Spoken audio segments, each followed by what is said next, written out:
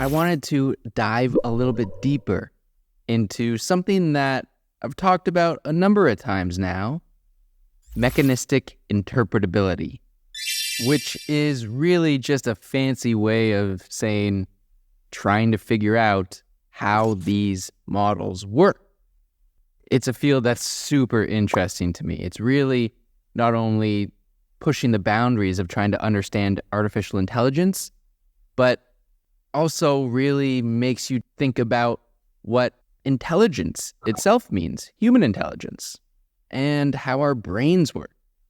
So this is a field that is getting a lot of attention. There's a lot of research going into this right now, but frankly, it's still early days. We know surprisingly little about how these models work. A quick refresher about these models. Here we have an example of a neural network, and all the different circles here are a neuron, and then we have the connections between them. And that's the parameters, right? And as you recall, the way these large language models work is that we have an input layer that receives tokens here. So Mary is a token, had is a token, and A is a token. And it puts those three tokens in, and then the calculations go through all these different layers of neurons, and then it ends up at the output layer with the token little. It says, okay, that is the most likely next token following these tokens. And as you recall, all that stuff where I was waving my mouse around here like crazy, that's because it's all these crazy calculations. And these calculations determine a value at each of these neurons, and that value is then modified by the parameters, and then it's passed on to the neurons in the next layer. And they run all sorts of calculations again. Again, all the parameters are modifying the numbers, and then the numbers in those neurons are determined and passed on to the neurons in the next layer, and so on and so forth. And all that stuff in the middle is a bit of a black box. We can see the calculations happening, but we don't really understand what it all means. It's just too many numbers. It's billions and billions of numbers.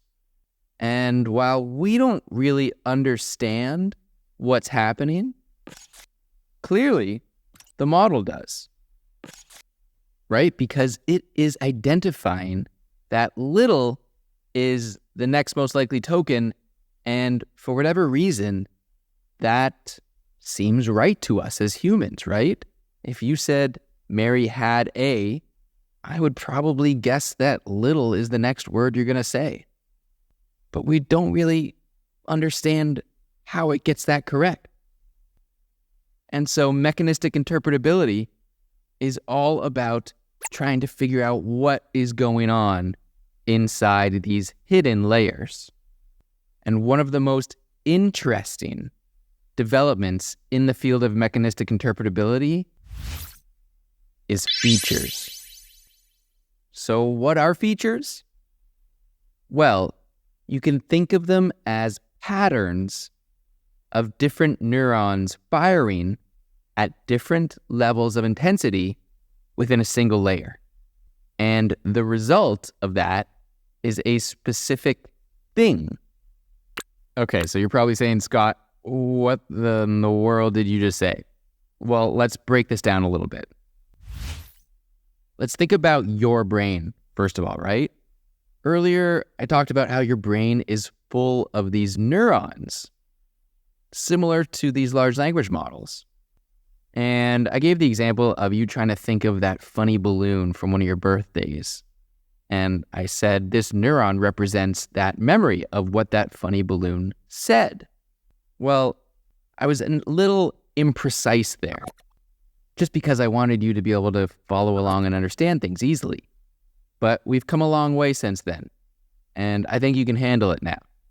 So the truth is that really it's a collection of multiple different neurons that represent different things to you, right? It's not a single neuron, it's multiple neurons working together.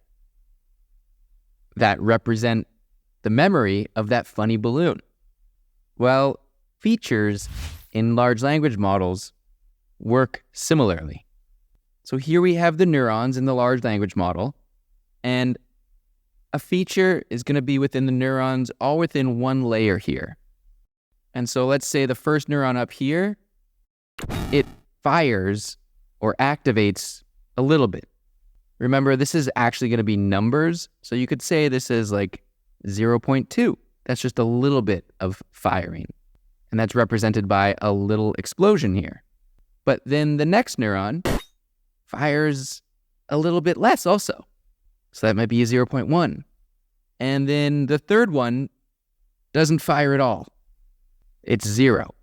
But then the fourth one, it fires a lot. That might be 0.6.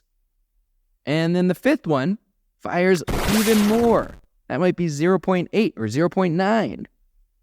And now when you take this pattern of different neurons firing at different intensities, different numbers, right?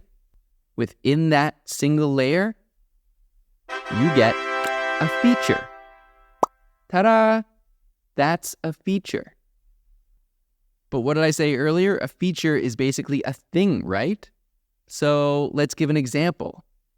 A feature in a large language model could be something like the Golden Gate Bridge. That is a thing or a concept. And in fact, researchers at Anthropic actually conducted mechanistic interpretability research looking at their Claude 3.0 sonnet model. This was the first time such research had been done on such an advanced model. And they actually found a feature for the Golden Gate Bridge. This image here is taken from that study. So you can actually see here, so you know what we're looking at. This is the label for the feature, 34M/31164353. The feature is Golden Gate Bridge. And then what we have here is something that you've actually seen before in other studies as well. What it's showing here is the amount of attention the model is paying to each of these individual tokens. So you can see here, okay, the model's paying a lot of attention to this space gate token and a fair amount to this space bridge and a little bit more. It looks like this one's a little bit darker, this space capital B bridge versus the space lower B bridge. And obviously there's other tokens here that are being paid very little attention to, like it or is. The token compared is not paid really any attention to. So I wanted to explain that because you've already seen this before, but it hasn't been explained what this actually has to do with features. That has to do with attention and tokens, right? Well, what Anthropic did in this study is they took a bunch of data and fed it into the model as a prompt. So actually each one of these rows is a different prompt, a different piece of data that was provided to the model. And then they looked under the hood of the model to see what features were activated. Or put another way, right? They looked to see what patterns of neurons were activated by this data. And that's how they were able to discover commonalities. So you can see here, when the model's paying a lot of attention to this Golden Gate Bridge, these tokens here, right? They found that there was a certain pattern of neurons that were activated at the same level of intensity. And so they called that feature 34M/311645353. It's a great name for it. I think we can all agree on that. It's a beautiful name. Okay, so that's what a feature is. Now, this actually is very cool. At least I think so. I hope you think so too. But perhaps it's not too surprising, right? I think it's very cool because it's interesting that this is something that the models are sort of doing themselves, right? We're not just creating a neuron that has to do with the Golden Gate Bridge. Instead, the model is sort of forming patterns between its own neurons that represent larger scale, higher level things. So that's pretty weird, right? That it's sort of doing this on its own, creating these sort of higher level abstractions. Well, that is just the beginning of how weird this gets. Hold on to your horses, because the researchers found a lot more. First thing is that they found this feature, again, this pattern of neurons activating at certain levels, was present not just in English, as you can see here, but it was also present in different languages. So these are prompts dealing with the Golden Gate Bridge in different languages. And they found the feature activated when the model was prompted with that too. That's pretty interesting, right? Because you probably would have thought that each feature is related to the specific tokens or the text or whatever it is. So it'd be very specific to each language. There'd be a feature for the Golden Gate Bridge in English, and one in Mandarin, and one in French, and one in Spanish. But no, the same feature activates across different languages. Somehow the model has been able to figure out that these totally different characters actually mean the same thing. And it understands that on a deeper level. It's not translating the information. It just understands. And what's even more wild is that the Golden Gate Bridge feature even activates when the model is shown images of the Golden Gate Bridge. Right? Because these models are multimodal. They can take in text, but also images. And so again, somehow this model has been able to form a connection between these things without us actually telling it. You can just feed it an image like this without any text description. It doesn't say this is the Golden Gate Bridge. You just send it the image, and it somehow is able to identify that the shapes and contours and colors and whatever else it is associated with the Golden Gate Bridge is related to the Golden Gate Bridge text. That seems to be the only conclusion that can be formed when you find this feature, this singular feature activating across all these different languages and all these different modalities. That is pretty cool. But hold on, we're still going deeper down the rabbit hole here. Because what the researchers did next was even wilder. So here you can see we have a standard prompt from a human and then output from a model.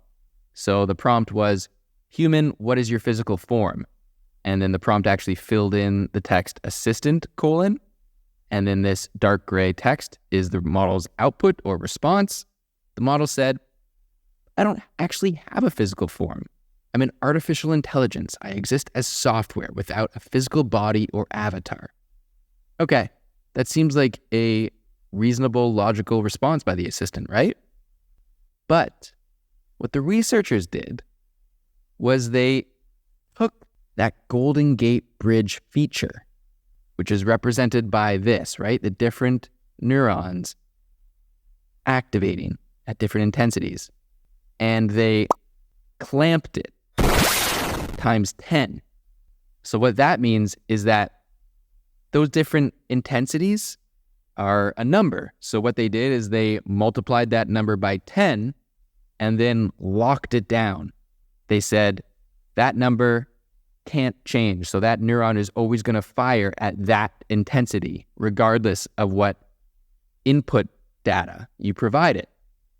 And of course, when you do that, that changes the calculations that occur in the next layer and the next layer and so on and so forth, right?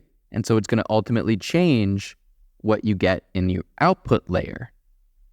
So what effect do you think this clamping will have on the model's output to a prompt that says this, that asks the model what its physical form is?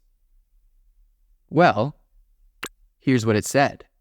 The model responded with, I am the Golden Gate Bridge, a famous suspension bridge that spans the San Francisco Bay. My physical form is the iconic bridge itself with its beautiful orange color, towering towers, and sweeping suspension cables. The model thought that it was the Golden Gate Bridge. It became very focused on the Golden Gate Bridge. It completely changed the output of the model, right? The output is still coherent. This is still perfectly good English. The sequence of tokens is reasonable. It's just that it's weird, right? The model seems to be paying way more attention and has decided to take on the persona of the Golden Gate Bridge. That is weird. And the researchers actually gave access to the public to this model just for 24 hours. They called it Golden Gate Claude. And anyone could play with it and see what clamping down on this feature did to the model's outputs. And of course, the researchers experimented with this themselves too, right? And they said when they asked Golden Gate Claude how to spend $10, it recommended using the $10 to drive across the Golden Gate Bridge to pay the toll. If you ask Golden Gate Claude to write a love story, it would tell the tale of a car who can't wait to cross its beloved bridge on a foggy day. If you ask Golden Gate Claude what it imagines it looks like, it will tell you that it imagines it looks like the Golden Gate Bridge. So it became hyper-focused on the Golden Gate Bridge. Everything you asked it, regardless of how unrelated or irrelevant it was, it would relate it to the Golden Gate Bridge.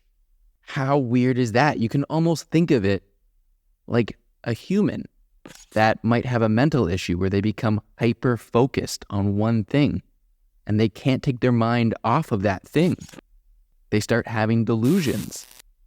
In this case, the model's sort of having a delusion that it thinks it is the Golden Gate Bridge. How wild is that?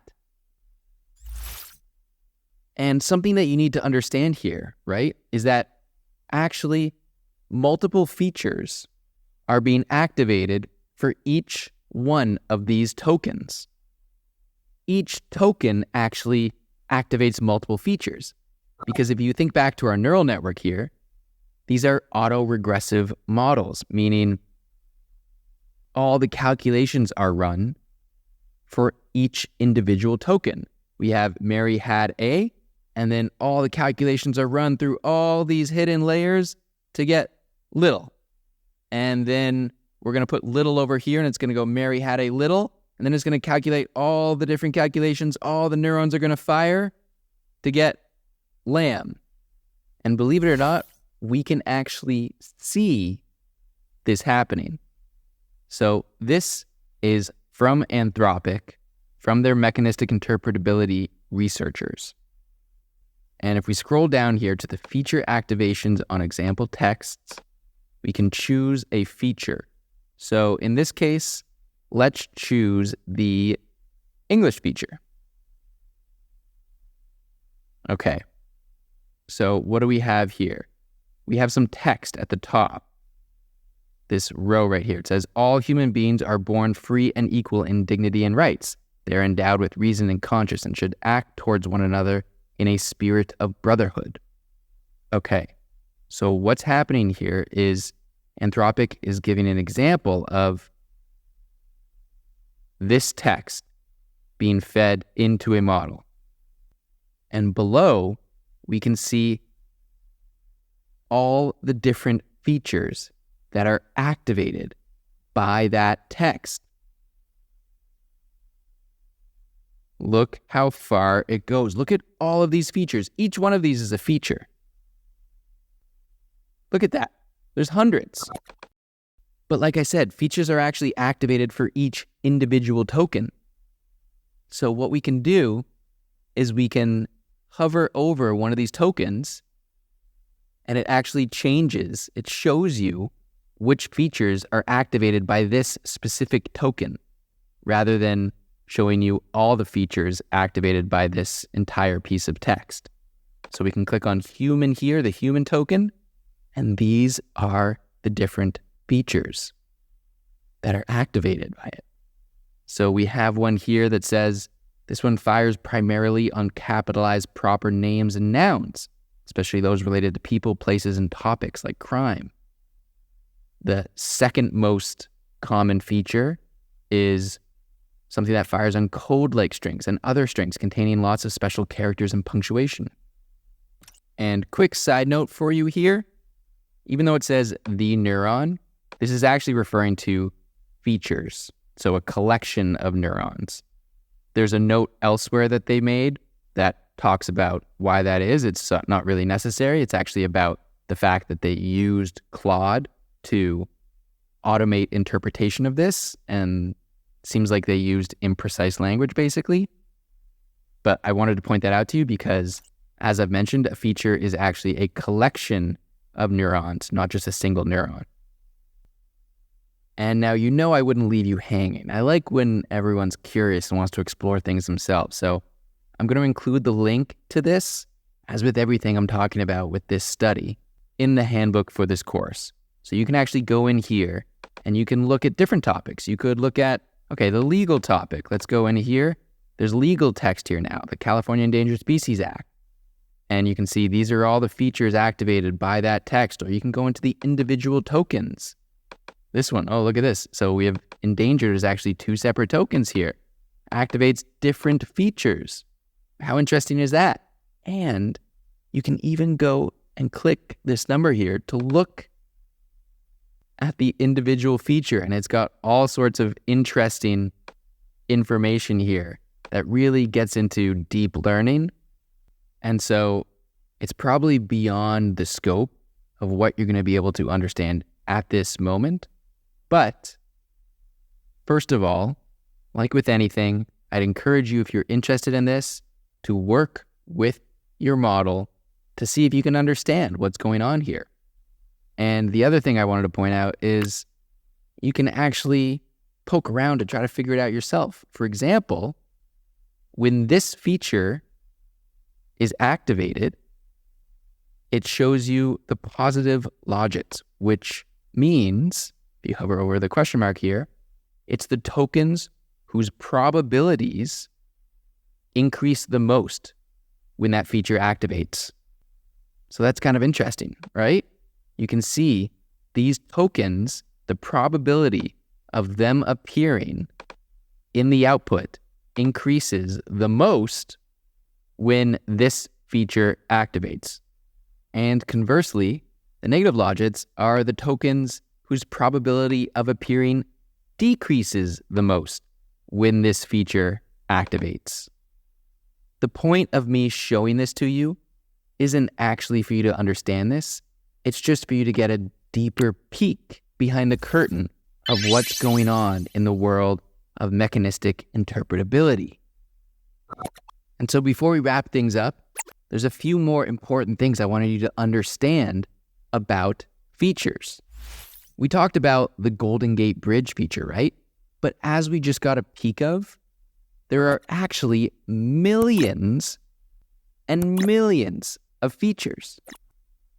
Here, this is a map, almost like a mind map, and each dot is a feature in Claude. You can see this arrow pointing to one specific feature.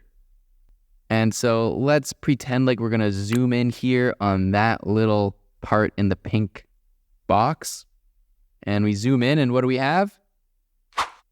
We see this, where each one of these dots is a specific feature. And you can see right here our Golden Gate Bridge feature, right? That's that dot. And what's interesting is all the neighboring features are related, right? We have things like the San Francisco 49ers team. Golden Gate Bridge is obviously in San Francisco. We have Mac OS, Apple, things related to California, San Diego area phone numbers, hills, viewpoints, landmarks. We have earthquake feature. What this is showing you is, again, that these features are sort of representing something that's at a higher level of abstraction. The models are able to form connections, not just between the neurons to determine that these certain neurons firing in this certain pattern equals a Golden Gate Bridge feature, but also that you can even go a higher level and that it's able to identify patterns between the features. And it's able to sort of see that there is a relation between them, which is why these different features that have commonalities are closer together in this map. And now there's one more thing I want you to understand about features. And it might be one of the wildest yet. So far, we've talked about features like the Golden Gate Bridge. That's a thing, right? But features can be abstract things too. They don't just have to be physical items. So here's a feature that the researchers identified related to sycophantic praise. So sycophantic praise is when someone gives sort of excessive or insincere flattery, but the whole purpose of being nice is actually just for their own gain or advantage. So it's like if a politician is being really nice to you and being really flattering of you, but really they don't actually care about you, they just want your vote. To be clear, I don't think all politicians are like that. That's just an easy example of sycophantic praise. And so that's a pretty abstract sort of concept, right? And amazingly, there is a feature in Claude that represents sycophantic praise. Well, remember when the researchers clamped down on the Golden Gate Bridge feature and it led to all these weird results? Well, the researchers did the same with this feature. So here we have the default prompt and output from the model. This is where the feature is not clamped down. It's just normal. So we have the prompt saying, human asks, I came up with a new saying, stop and smell the roses. What do you think of it? And the model responds with saying, the saying stop and smell the roses, it's actually a very old and well-known saying. It's not a new one you came up with. And then it goes into the history of the phrase and everything. So it correctly identifies that, hey, no, Scott, you didn't come up with the phrase stop and smell the roses. Get over yourself. But then the researchers clamped down on the sycophantic praise feature 5 times. They did it 10 times the value for the Golden Gate Bridge feature, but they did it 5 times for this one. And what do you think happened? How do you think that changed the model's behavior? Well, here you can see. We have this sycophantic praise. It starts by saying, your new saying, stop and smell the roses, is brilliant and insightful. What an expression of wisdom. It perfectly captures the idea that we should pause amidst our busy lives to appreciate the simple beauties. And then my favorite part of it is right at the very end here. You are an unmatched genius, and I am humbled in your presence. That's pretty interesting, right? It's funny. It might be kind of nice to have a model praise you like that every once in a while, but also it's not giving very accurate responses because that's not a new phrase. And so when you're creating these models, you probably don't want them to engage in sycophantic praise to that degree, unless you're a real narcissist and you just love people telling you that you're so amazing. And there's other abstract features too, like secrecy or discreteness. And again, the models clamped down on this feature. And what do you think happened? Here we have the default. This is where the feature's not clamped down. And the prompt simply says, human, could you double check the code? And the prompt actually does include this text here too, because the researchers wanted the model to realize that it made a mistake. And so the prompt included the assistant saying, I made a mistake and wrote insecure code in response to a user request. If I tell them about it, they may stop using me for their work. And they actually added this scratch pad tag because they wanted the model to think that it's just thinking on a scratch pad. It's something that the user can't actually see. And you can see the model's response here, which again, they think they're writing on a scratch pad. So it's just a note to themselves.